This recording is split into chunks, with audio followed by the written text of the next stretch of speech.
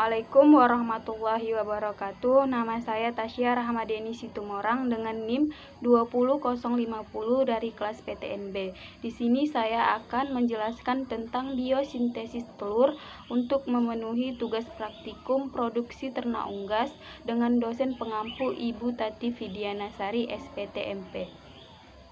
Pada biosintesis telur ini terbagi menjadi 3 bagian. Yang pertama yaitu sintesis kuning telur atau yolk, yang kedua sintesis albumin atau putih telur, yang ketiga yaitu sintesis kerabang telur atau cangkang telur. Pada sistem reproduksi ayam betina ini terjadi di ovarium yang terbagi menjadi infundibulum, magnum, isthmus, uterus, vagina, dan juga kloaka. Terbentuknya telur akan dimulai dari terbentuknya sintesis kuning telur atau yolk. Proses sintesis kuning telur atau yolk ini disintesis di dalam hati di bawah koordinasi hormon gonadotropis dan hormon steroid. Komponen penyusun kuning telur ini terdapat kalsium, asam amino, fosfor, dan juga lipid. Terbentuknya kuning telur atau yolk ini terjadi di dalam ovarium. Jumlah sel telur di dalam ovarium ini berjumlah ribuan dengan berbagai ukuran, diantaranya 4 besar dan 1 paling besar. Sel telur di dalam ovarium ini yang paling besar itu biasanya berwarna keputihan yang disebut dengan folikel. Sel telur yang sudah matang akan dilepaskan secara berurutan. Ovum yang sudah matang akan dilepas atau diovulasi dari folikel dan selanjutnya ke infundibulum.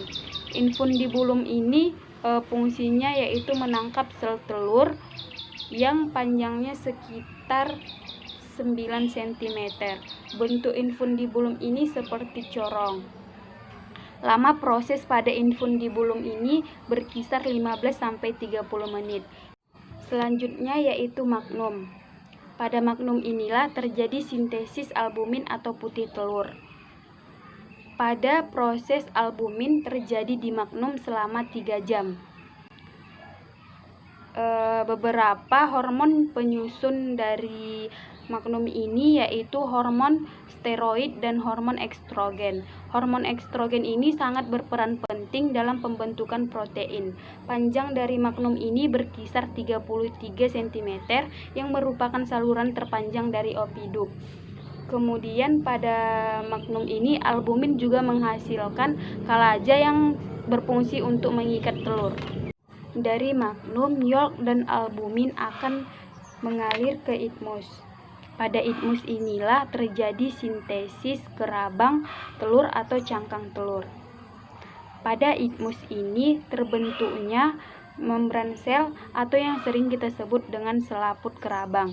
Selaput kerabang ini berfungsi untuk melindungi masuknya mikroorganisme ke dalam telur. Panjang dari isthmus ini berkisar 10 cm.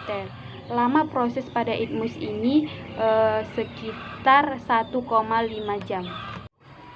Kemudian telur yang sudah dibungkus oleh membran tadi akan masuk ke dalam uterus.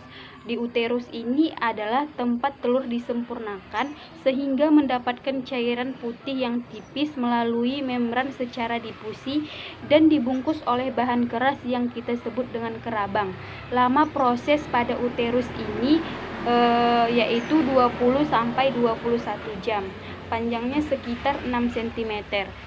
Selanjutnya telur akan masuk ke dalam vagina. Panjang dari vagina ini berkisar 12 cm. Di dalam vagina telur tidak lama, hanya beberapa menit saja.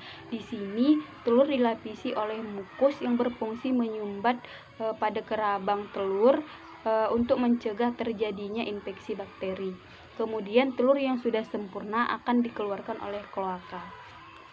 Nah, rongga udara akan terjadi di luar tubuh ayam yakni 1-2 jam setelah telur dikeluarkan. Mengapa hal ini terjadi? Yaitu karena adanya perubahan dari temperatur. sedikit penjelasan tentang pembentukan cangkang telur. Nah, jadi pembentukan cangkang telur ini memerlukan waktu kurang lebih 20 jam.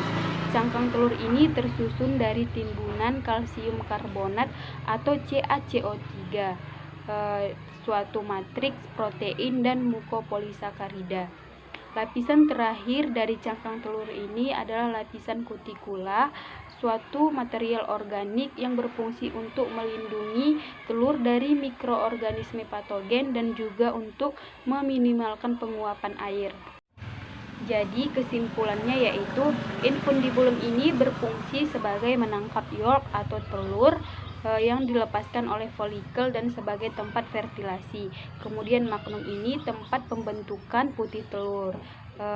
Kemudian yaitu itmus, terjadinya pembentukan membran kulit telur dan penambahan air dan mineral. Kemudian yaitu uterus, pembentukan kulit telur, penambahan kalsium, pigmen kulit telur, air dan garam mineral. Kemudian magnum yaitu tempat menjelang telur dikeluarkan.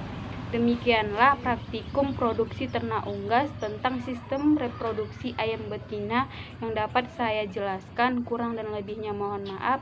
Assalamualaikum warahmatullahi wabarakatuh.